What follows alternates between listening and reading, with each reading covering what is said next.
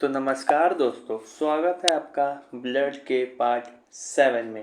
इसमें आज हम लोग जो सबसे पहला पढ़ेंगे वो पढ़ेंगे क्लॉटिंग ऑफ ब्लड, यानी कि रक्त का थक्का जमना। फिर एक सेकेंड टॉपिक आएगा, इसमें पढ़ेंगे फिर लिम्फ के बारे में, लसिका के बारे में। फिर थर्ड आएगा, उसमें पढ़ेंगे लास्टली ब्लड ग्रुप। फिर हमारा ब्लड पूरा चैप्टर समाप्त हो जाएगा। तो पढ़ेंगे क्लॉटिंग ऑफ ब्लड। तो आप देख लीजिए, मोटा मोटा बात जान लीजिए। क्लॉटिंग ऑफ ब्लड का मतलब होता है रक्त का जमना। मतलब कहीं से कट फट गया तो शरीर में खून जमना। तो यहाँ पे 4 सवाल पूछता है। देखो, ये चारों चीज़ ऐसा है जो ब्लड को क्लॉट करने में मदद करेगा, खून जमाने में मदद करेगा। लेकिन अकेला हिपैरिन जो है ब्लड को क्लॉट नहीं करने देगा। हिपैरिन कहेगा हट, हम खून को जमने नहीं देंगे। सबसे पहले अगर पूछ दे कौन सा ऐसा कॉर्पुसेल्स है या रुद्राणु है जो ब्लड को क्लॉट या ब्लड को जमने में मदद करेगा, तो उसका आंसर होगा प्लेटलेट्स, जिसको थ्रोम्बोसाइट भी बोलते हैं। फिर से पूछेगा कौन सा ऐसा प्रोटीन है जो ब्लड को जमाने में मदद करेगा, तो इसका आंसर हो जाएगा फिब्रोजेन और प्रोथ्रोम्बिन। ये दोनों बता चुका है मैंने। ये दोनों प्लाज्मा के अंदर पाए जाने वाला प्रोटीन है जो ब्लड को जमाने में मदद करेगा। फिर कभी ऐसा पूछ दे कौन सा ऐसा तत्व या धातु है जो ब्लड को जमाने में मदद करेगा, तो इसका आंसर हो जाएगा कैल्शियम। क्या हो जाएगा? कैल्शियम। फिर से ऐसा कभी पूछ दे कौन सा ऐसा विटामिन है जो ब्लड को जमाने में मदद करेगा, तो इसका आंसर हो जाएगा विटामिन के। ये चारों तो ब्लड को जमने में मदद कर रहा है, लेकिन अकेला एक ऐसा एंटीकोगुलेंट है जो ब्लड को जमने नहीं देगा, उसका नाम है हिपैरिन। हिपैरिन कहेगा हट, हम ब्लड को जमने नहीं देंगे। और एक चीज़, जो फिब्रोजेन है या फिर प्रोथ्रोम्बिन या फिर हिपैरिन है, इन तीनों का निर्माण कहाँ होगा? तो लीवर में होता है। मैंने तो थ्योरी बताया, अब फिर सवाल भी सॉल्व कराऊंगा। उससे पहले खान सर का एक वीडियो देखिए ब्लड क्लॉटिंग के ऊपर, मैं दिखा रहा हूँ, पूरा ब्लड क्लॉट समझ में आ जाएगा। ब्लड क्या हो जाता है? थक्का बन जाता है। तो ब्लड के थक्का होने में कहा गया विटामिन के। तो बचपन में आदमी बहुत सुना था विटामिन के मदद करता है। तो देखिए, ये सारी प्रोसेस को होने में विटामिन के बहुत महत्वपूर्ण भूमिका निभाता है। विटामिन के जो होता है ना, वो बहुत ज्यादा कहता है हाँ सारी क्रिया को कहता है जल्दी जल्दी करो। तो ये अलग से भी क्वेश्चन कहेगा कौन सा तत्व मदद करता है, कौन सा प्रोटीन मदद करता है। तो ये एक अलग क्वेश्चन हो जाता है। तो आप ये समझ में आ गया कि क्लॉटिंग कितने स्टेप में होते हैं। आप एक इसका स्क्रीनशॉट लीजिए, फिर हम अभी समझाते हैं कि क्लॉटिंग के और कौन कौन से तत्व भाग लेते हैं। ब्लड क्लॉटिंग का हम एक समरी समझते हैं, शॉर्टकट में क्या होता है उतना तो हम आपको चारों स्टेप बताएं। अब उसी चारों स्टेप में से हम आपको एक समरी निकाल के बताते हैं। कहेगा कि ब्लड के जमने में कौन सा रुधिराणु यानी कौन सा कार्पल्स मदद किया था। तो क्या डब्ल्यूबीसी मदद किया था? आरबीसी किया था? नहीं, उस समय मदद किया था थ्रोम्बोसाइट यानी प्लेटलेट। तो रुधिराणु में कौन मदद किया? तो प्लेटलेट मदद किया। याद रखिएगा, रुधिराणु में प्लेटलेट। प्रोटीन में कौन प्रोटीन? तो देखिए फाइब्रिनोजेन और प्रोथ्रोम्बिन। फाइब्रिनोजेन बन गया था फाइब्रिन और प्रोथ्रोम्बिन बन गया था थ्रोम्बिन, यानी ये दोनों प्रोटीन हैं जो मदद किए। कौन सा तत्व यानी धातु था? याद कीजिए, कैल्शियम। और विटामिन में कहेगा तो विटामिन के। अब ले गए विटामिन के, यही आप लोग याद रखते हैं विटामिन के। अब ये देखिए, ये ब्लड के क्लॉटिंग का एक निगेटिव इफेक्ट है। अगर ब्लड शरीर के अंदर ही क्लॉट कर गया, अगर शरीर के नस में ही जाम होके बैठ गया, तो वो नस फटने लगेगा। अब पीछे से प्रेशर मारेगा ब्लड उसको। हमारा ब्लड प्रेशर कितना होता है? 120 जाने का और 80 आने का। अब वहीं रास्ते में जम गया अगर ब्लड, तो क्लॉट अगर हो गया तो इधर से मार के फाड़ देगा उसको। तो अगर रास्ते में ब्लड जम गया तो फाड़ देगा नस, और इस नस के फट जाने को कहते हैं हेमरेज। तब हेमरेज के लिए कौन सा विटामिन जिम्मेदार है? के। अगर जमा दिया ना विटामिन के तो फिर हेमरेज हो जाएगा। और यह अक्सर ब्रेन में ही होता है, क्योंकि ब्रेन की नसें बहुत पतली होती हैं, उसमें खुद ही जगह नहीं होता है, उसी में जाके वो क्या हो जाता है? बैठ जाता है। तो हेमरेज हो सकता है। तो शरीर के अंदर ब्लड जमना मौत को खुली चुनौती है। अगर जम गया ब्रेन में तो मर जाएंगे। तो क्लॉट शरीर के अंदर नहीं करना चाहिए। तो समझ में आ गया। इसीलिए शरीर के अंदर एक एंटी क्लॉटिंग एजेंट बैठा है जिसे कहते हैं हेपेरिन। यह हेपेरिन खून को जमाने नहीं देता है। एंटी क्लॉटिंग कौन हो गया? हेपेरिन। अब समस्या समझिए, बड़ी भारी दुविधा है भैया। शरीर के अंदर जमना नहीं चाहिए और कट जाए तो तुरंत जमना चाहिए, इतनी बड़ी दुविधा है, क्या किया जाए? तो भगवान इतना होशियार था, पता नहीं किस यूनिवर्सिटी से पढ़ा था, उसने हेपेरिन को ऐसा ट्रेनिंग दिया कि हेपेरिन जो है ना इन सभी पर भारी पड़ता है। कहता है कि तू लोग हमारे रहते हुए कोई चक्कर पकड़ किया, काट डालेंगे यहीं पे। तो हेपेरिन अकेले भारी पड़ता है इन लोग पे, यानी हेपेरिन में और इन लोग में पूरी दुश्मनी है, क्योंकि ये सारे ग्रुप में मिल के चाहते हैं खून को जमा दे, और ये अकेले कहता है कि जमा दिया ना काट देंगे तुमको हम, तो हेपेरिन में। लेकिन इस हेपेरिन के साथ एक प्रॉब्लम है, अगर इस हेपेरिन को हवा लग जाएगा ना, यानी एयर लग जाएगा, तो ये हेपेरिन मर जाएगा। अब एक बात बताइए, दोनों में दुश्मनी था, ये कह रहा था कि हम खून जमाएंगे, ये सब मिलकर कह रहे थे खून जमाएंगे, और हेपेरिन कह रहा था कि जब तक हम जिंदा है जमने नहीं देंगे। अब जैसे, अब मान लीजिए हमारा बॉडी है, इसमें कहीं तो हवा जाने का रास्ता थोड़ी है, खून के अंदर हवा नहीं जाएगा, तो हेपेरिन जिंदा रहेगा, कहेगा फाइब्रिनोजेन विटामिन के, चल साइड हट साइड हट, कोई खून जमा दिया तो काट देंगे हम, तो हमारा बॉडी सुरक्षित रहता है। और जैसे कट जाता है, जैसे कटा तो वहां हवा लग जाएगा, तो वहां का हेपेरिन को हवा लगा कि हेपेरिन मर जाएगा। ये सब कहेंगे से चट्टा कहीं का, बोलता था कि जमा के दिखाओ, देख हम तुम्हारे लाश पे जमाएंगे, देख फाइब्रिनोजेन चाचा जमाइए तो जमाइए, तुरंत वहां जमा देंगे सब। तो कितना बढ़िया इन लोगों के बीच एक कॉम्बिनेशन है, अंदर हवा जाएगा नहीं तो रहेगा हेपेरिन जिंदा, जमने नहीं देगा, जहां कट गया तो हवा लगेगा, हेपेरिन मर जाएगा, ये लोग जमा लेंगे लोग। समझ में आया? आप एक चीज नोटिस किए होंगे, जब आप इंजेक्शन लगाने जाते होंगे ना, तो देखते होंगे डॉक्टर दवा को भर लेता है, और थोड़ा सा ना इसे पूरा हवा जो है ऐसे पीट पीट के और पूरा हवा बाहर निकाल देता है, और थोड़ा सा दवाइयों फेंक देता है, और तब इंजेक्शन लगाता है। जानते हैं क्यों?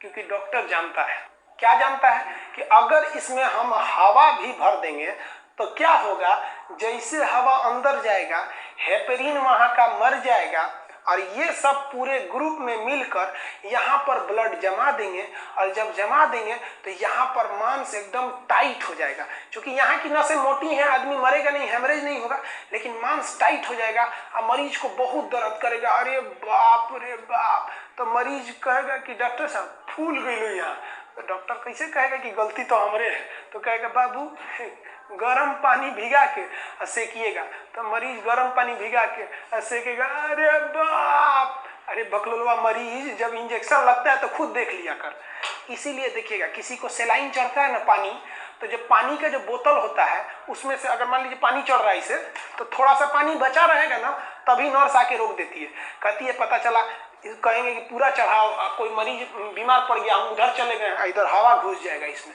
हवा घुस जाएगा तो सेलाइन में तो ज्यादा ही हवा रहता है, पूरा मरीजे मर जाएगा। तो ये हेपेरिन और फाइब्रिनोजेन समझ में आ गया आप लोग को?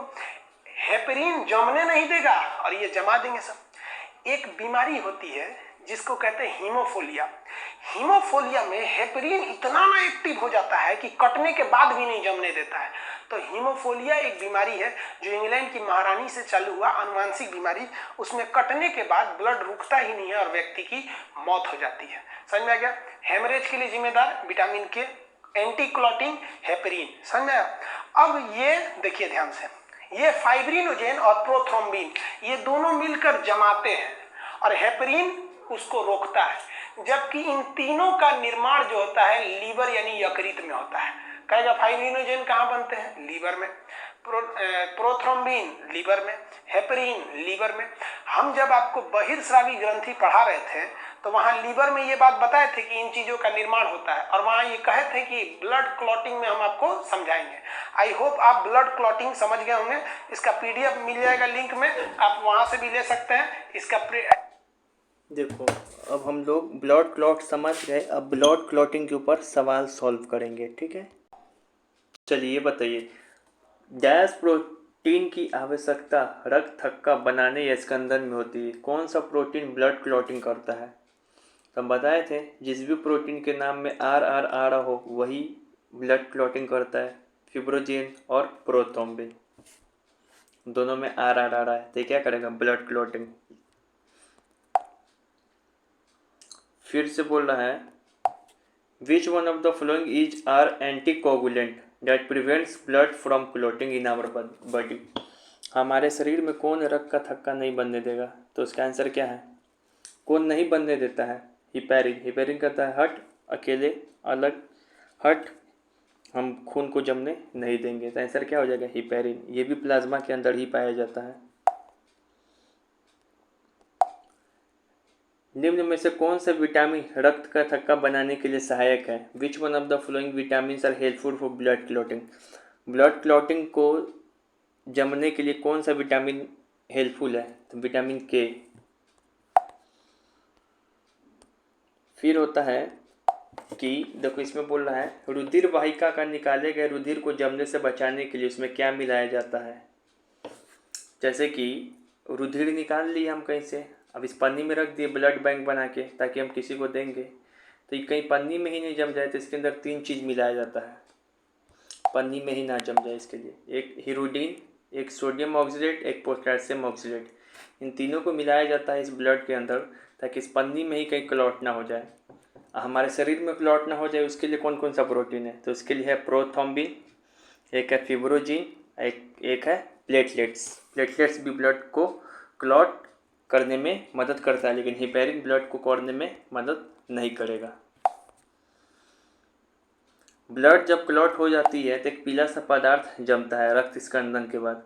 क्या? जब भी देखोगे घाव कट फट जाएगा तो पीला पपड़ी जम जाएगा घाव के ऊपर, उसको क्या बोलते हैं? इस पीला पपड़ी को, उसी का नाम है सीरम। क्या नाम है? सीरम।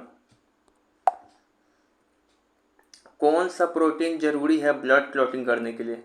तो ब्लड क्लॉटिंग 2 ही प्रोटीन करता है, एक फिब्रोजिन, एक प्रोथ्रोम्बिन, और एक और कॉर्पोसिल रुधिराणु भी करता है, उसका नाम क्या है? प्लेटलेट्स। ये भी ब्लड को क्या करता है? क्लॉट। ठीक है, तो याद होना चाहिए।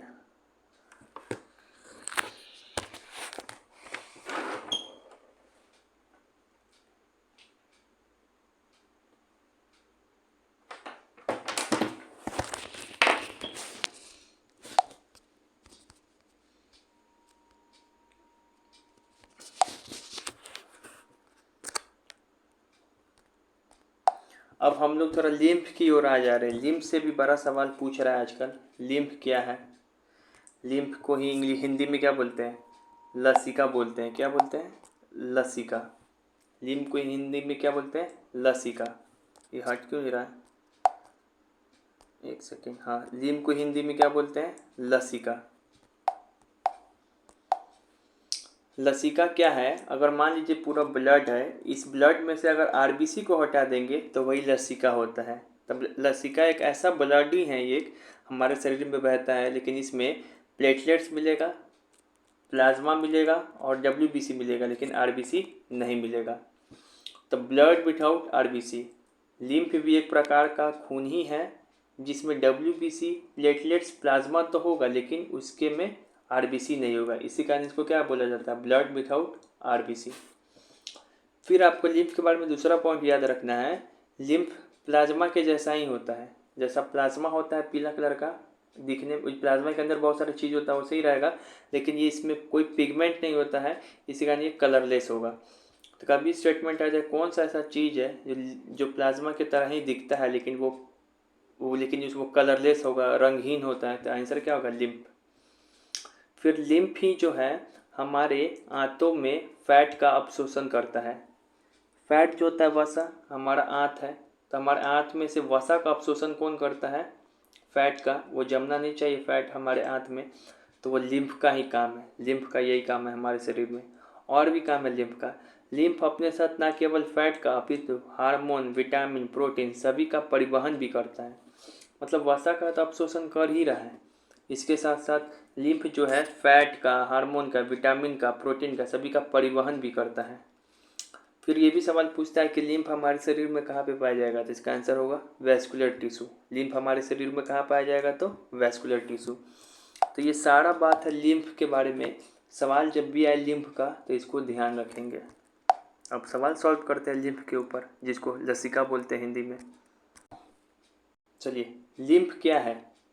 तो लिम्फ है ब्लड विदाउट डब्ल्यूबीसी, नहीं, ब्लड विदाउट आरबीसी।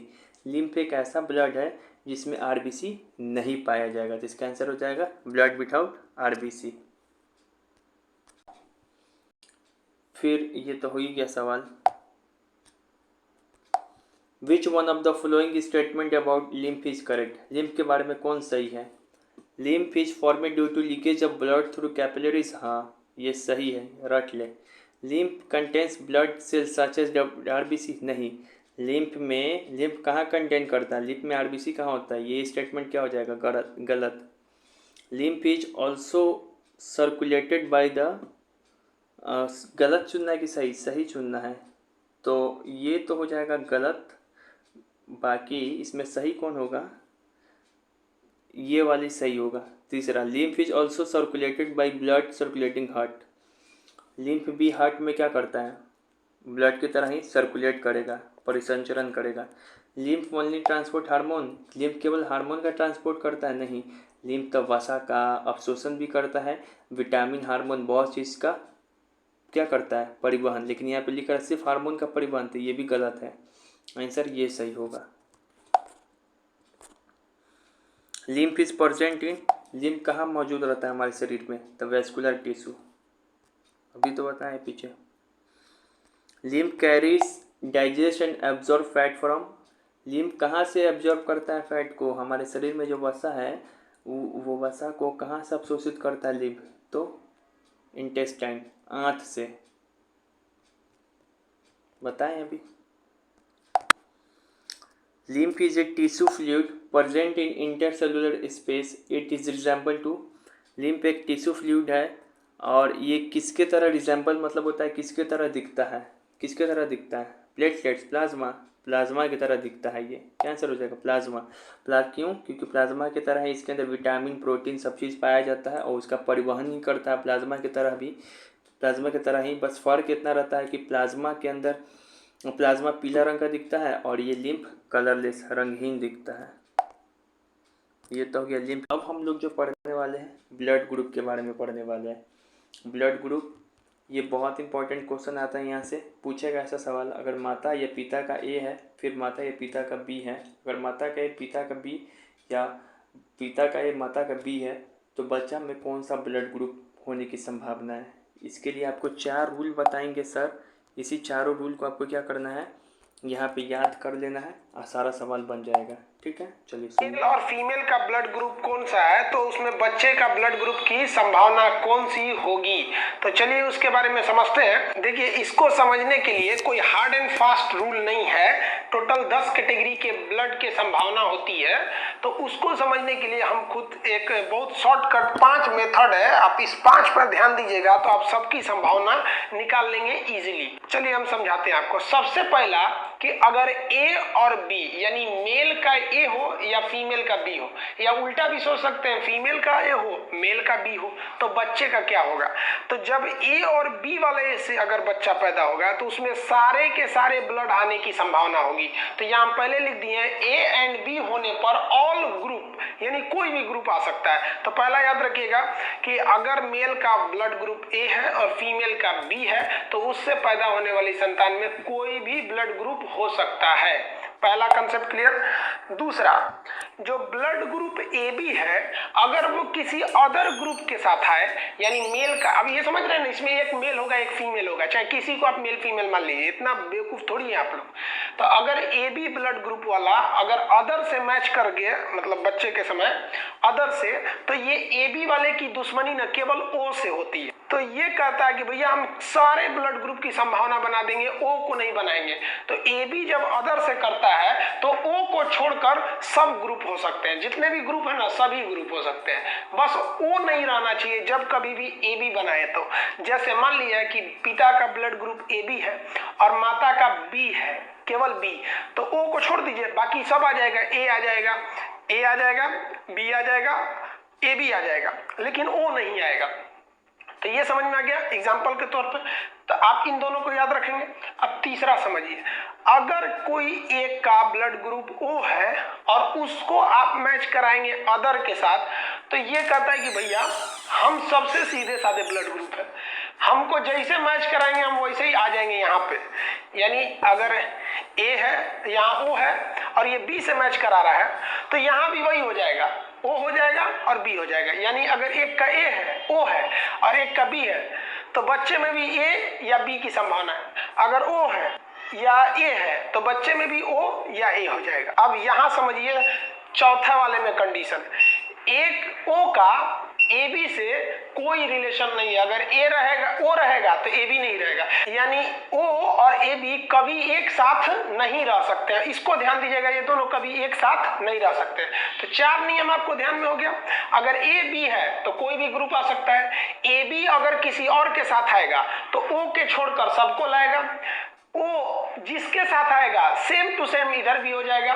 चौथा आप समझ गए, ओ का ए बी से कभी रिलेशन नहीं हो सकता, ये दोनों कभी भी साथ नहीं आ सकते हैं। 4 तो ट्रिक आप समझ गए। अब 5वां समझिए, अगर सेम ब्लड ग्रुप रहेगा माता पिता का, यानी इधर भी ए है इधर भी ए है, इधर भी बी है इधर भी बी है, तो जब सेम रहता है ना तो क्या होता है, ए को ओ को लाएगा और जो सेम वाला है वो खुद आएगा। जैसे मान लीजिए यहाँ भी ए है यहाँ भी ए है, तो बच्चे में किसकी संभावना बनेगी, या तो वो ओ होगा या तो जो सेम वाला था ए होगा, वही संभावना बनेगी। आप इसको समझ गए होंगे। इसका स्क्रीनशॉट लीजिए, फिर हम समझाते हैं कि कैसे बनेगा। इसका एक स्क्रीनशॉट ले लीजिए।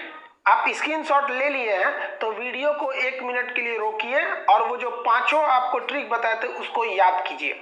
जब याद हो जाए तब वीडियो को प्ले करके देखिए, आप आराम से बना लेंगे टोटल ब्लड ग्रुप। चलिए देखते हैं। सबसे पहले हम लोग ओ को मैच करके देखते हैं, ओ कितने लोगों से मैच करेगा। तो ओ टोटल 4 लोगों से मैच कर सकता है। मान लिया कि ओ है, ये मैच कर जाए ए के साथ, ये ओ है ये मैच कर जाए बी के साथ, ये ओ ए बी के साथ मैच कर सकता है, या ओ खुद ओ के साथ कर सकता है।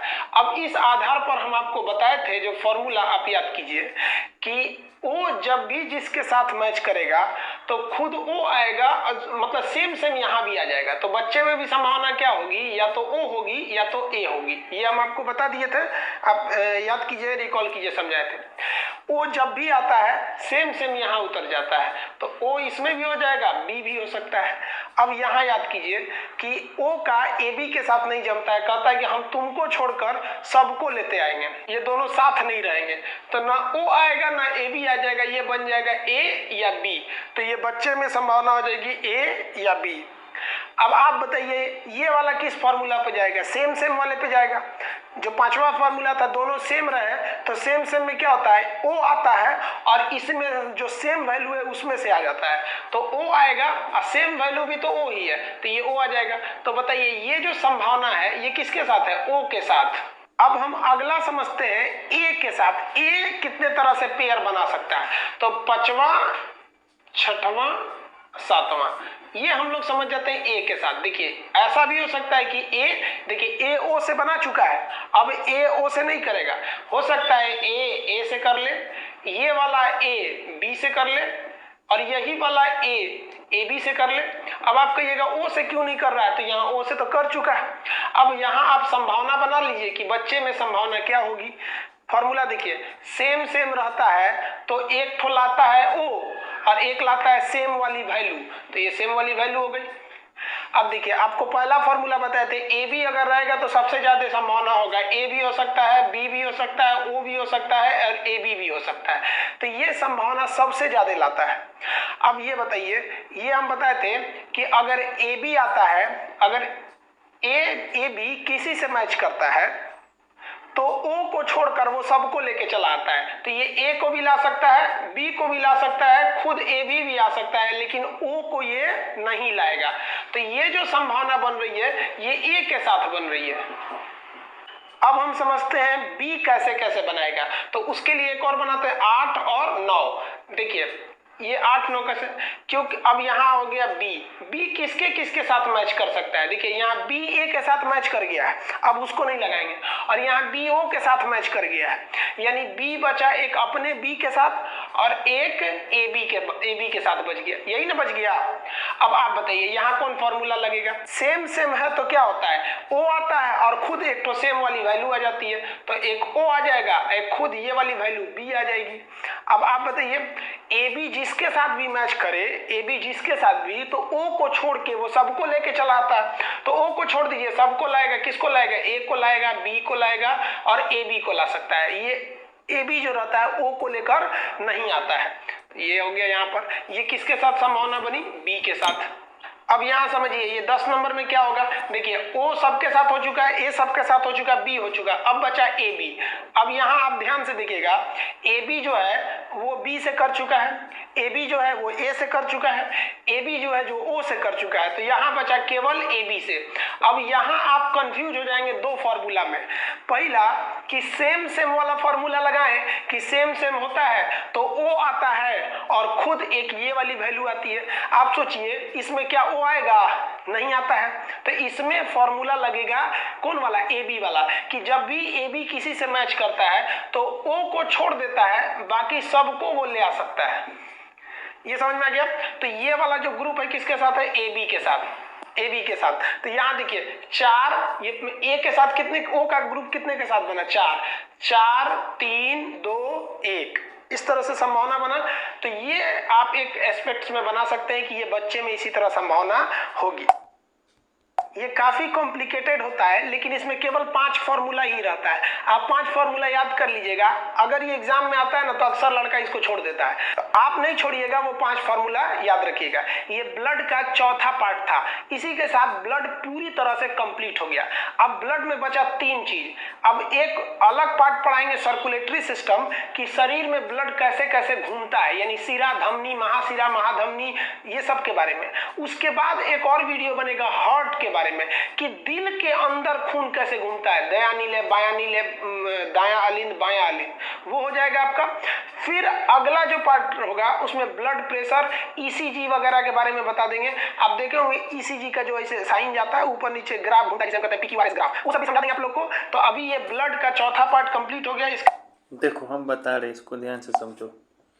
ओ किसी के भी साथ आएगा ना तो ओ खुद आएगा और वो सेम वाला आ जाएगा। मतलब ओ ए के साथ आया तो खुद आया और ए आ गया। ओ बी के साथ आ रहा है तो खुद आएगा, बी के साथ आ जाएगा। ओ के साथ आएगा तो ओ आ जाएगा सिर्फ। लेकिन ओ और ए बी में आपस में पड़ता नहीं है, मतलब दोनों दुश्मन है। जब ओ ए बी एक साथ आ जाए तो उस केस में ना ही ओ आएगा ना ही ए बी, जो बच गया सिर्फ ए और बी आएगा। फिर सेम सेम वाला जब भी टकराएगा तो अपने साथ ओ ले आएगा और एक जो रहेगा वो सेम वाला आ जाएगा। जब ए बी आ जाए, ए इंटू बी, तो उस समय सारा ब्लड ग्रुप आ जाएगा, ए बी ओ ए बी। फिर ए बी के साथ अगर कोई भी आ जाए ना, ओ छोड़ के, ए बी के साथ कोई भी आ जाए ओ को छोड़ के, ए बी के साथ मान लो ए बी आ जाए, ए बी के साथ ए आ जाए, ए बी के साथ मान लो ए बी आ जाए, या ए बी के साथ ए आ जाए, या ए बी के साथ बी आ जाए, तो उस समय सारा ब्लड ग्रुप आ जाएगा सिर्फ ओ को छोड़ के। सारा ब्लड ग्रुप कौन? A B. तो कहीं भी ए बी।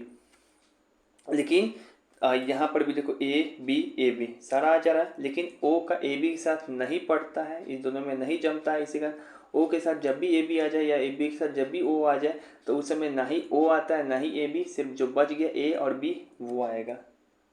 ठीक है, तो यही था, इसको समझ लीजिए। अब मैं सवाल सॉल्व कराता हूँ। चलिए ये बताइए, ए बी रक्त समूह के लिए एंटीजन है, तो बताए थे एंटीजन किसके ऊपर प्रोटीन पाया जाएगा? आरबीसी के ऊपर। तो ये हो जाएगा एंटीबॉडी प्लाज्मा के ऊपर पाया जाता है। निम्नलिखित किस रक्त समूह के पास एंटीजन नहीं पाया जाएगा? कोई एंटीजन नहीं। तो हम बताए थे 2 ब्लड ग्रुप, एक ए बी एक ओ। ए बी में कोई एंटीजन नहीं पाया जाएगा कि ओ में कोई एंटीजन नहीं पाया जाएगा। सोचो, ऐसा बताया था, एक एंटीजन एक एंटीबॉडी, फिर एंटीजन एंटीबॉडी। सोचो, तो देखो एक ब्लड ग्रुप क्या बताए थे? A B. एक ब्लड ग्रुप बताए थे O. Blood group A B के पास दोनों एंटीजन पाया जाएगा लेकिन एक भी एंटीबॉडी नहीं पाया जाएगा, जबकि ब्लड ग्रुप ओ के पास दोनों एंटीजन नहीं पाया जाएगा लेकिन दोनों एंटीबॉडी पाया जाएगा। यहाँ पे क्या पूछ रहा है? किस रक्त समूह के पास एंटीजन नहीं पाया जाएगा? तो एंटीजन किसके पास नहीं पाया जाता है? ब्लड ग्रुप ओ के पास। तो इसका आंसर क्या हो जाएगा? Blood group O. Blood group O के पास सिर्फ क्या पाया जाता है? दोनों एंटीबॉडी, ये दोनों एंटीबॉडी। तो यहाँ पर क्या हो जाएगा? किसके पास एंटीजन नहीं पाया जाएगा एक भी? तो ब्लड ग्रुप ओ।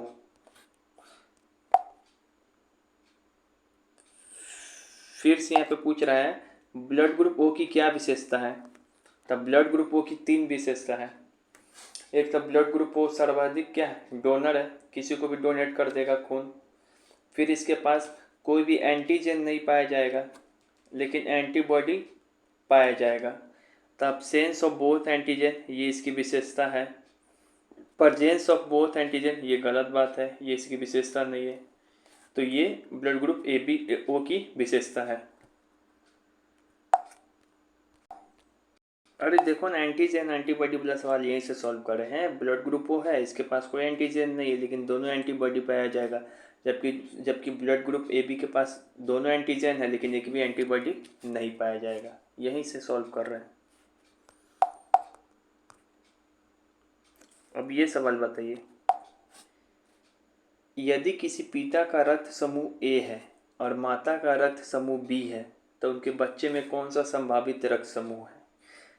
पिता में ए है, माता में बी है, तो बच्चा में कौन सा होगा? तो जब भी बोलें, जब भी ए बी टकरा जाए तो उसके में सारा रक्त समूह आ जाएगा, ए बी और ओ सारा आ जाएगा। चलो चार्ट दिखाते हैं वो।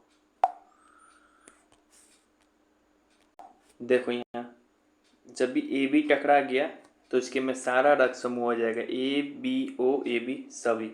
इसी चार्ट को समझना है, सारा सवाल सॉल्व हो जाएगी।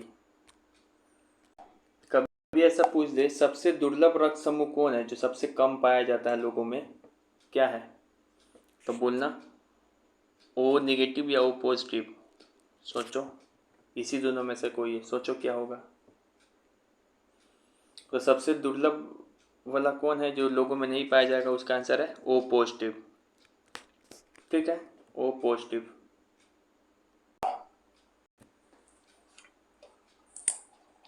दोस्तों, अगर जिस व्यक्ति का रक्त प्रकार अज्ञात है, आपको पता ही नहीं उसका ब्लड ग्रुप क्या है, लेकिन उसको ब्लड की जरूरत है, कुछ एक्सीडेंट वगैरह हो गया, उसको कौन सा ब्लड चढ़ा दे बिना सोचे समझे? हमको पता ही नहीं, तो ओ नेगेटिव का चढ़ा दे, क्योंकि ओ नेगेटिव यूनिवर्सल डोनर सबको दे सकता है, इसको भी दे देगा यार। Option number D. बहुत बढ़िया दोस्तों। चलिए नेक्स्ट क्वेश्चन, सबसे रेयर ब्लड ग्रुप कौन सा है? सबसे रेयर ब्लड ग्रुप बताओ। सबसे रेयर, बहुत कम मिलता है।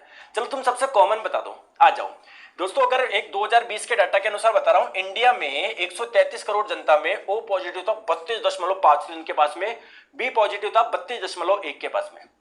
वर्ल्ड में बात करें 777 करोड़ की पॉपुलेशन में ओ पॉजिटिव इतने लोगों के पास में था, बी पॉजिटिव आप लोग का कम है, मतलब उतना नहीं है जितना इंडिया में है परसेंटेज। तो ध्यान रखिएगा, सबसे ज्यादा ओ पॉजिटिव क्या है? मोस्ट कॉमन है। सेकंड मोस्ट कॉमन कौन सा हो जाएगा आपके? अगर इंडिया में बात करें तो 2022 के डाटा के अनुसार बी पॉजिटिव था। आप तो मोस्ट कॉमन ध्यान रखिएगा कौन सा हो जाएगा? O positive. और मोस्ट रेयर कौन सबसे कम मिलता है? दोस्तों नेगेटिव वाले सारे कम मिलते हैं, देखो नेगेटिव वाले सारे कम, और इसमें भी ए बी नेगेटिव तो क्या है? रेयर है, रेयर दुर्लभ, बहुत उससे मिलता है ये। आई बात समझ में? आई बात समझ में? ठीक है सर, आ जाओ दोस्तों नेक्स्ट क्वेश्चन आपकी स्क्रीन पे। तो यहाँ पे पूरा ब्लड का थ्योरी, क्वेश्चन, कॉन्सेप्ट समाप्त हुआ है, जिसमें हमने हार्ट के बारे में पढ़ा, ब्लड वेसल्स के बारे में पढ़ा, ब्लड ग्रुप के बारे में पढ़ा, फिर से ब्लड के कंपोनेंट्स के बारे में पढ़ा, सारा चीज़ पढ़ा, लिम्फ के बारे में पढ़ा। लेकिन आपका नैया तभी पार होगा जब आप 3 वीडियो को एकदम ध्यान से देखेंगे। इस मेरे पूरे वीडियो को देखने के बाद, 6 पार्ट को देखने के बाद, एक तो आपको जाके सर्च करना है, ये वाला वीडियो देखना है, ये जाके सर्च कीजिएगा सेम टू सेम, ये वाला कवर खुलेगा, ये वाला देखना है। फिर एक ये वाला वीडियो देखना है नीरज सर का, जाके ये सर्च कीजिएगा, Neeraj sir circulatory system question, ये वाला जब भी पेज खुलेगा आएगा यूट्यूब पे तो ये वाला देखना है। फिर Neeraj sir blood and blood relation question, ये वाला पेज खुलेगा तो ये देखना है। उसके अलावा फिर ये भी देखना है, स्टडी ट्यूब का, स्टडी ट्यूब चैनल पे जाके आप सर्च कीजिएगा सर्कुलेटरी सिस्टम, तो ये वाला पेज खुलेगा तो ये देखना है। जब तक आप इसको और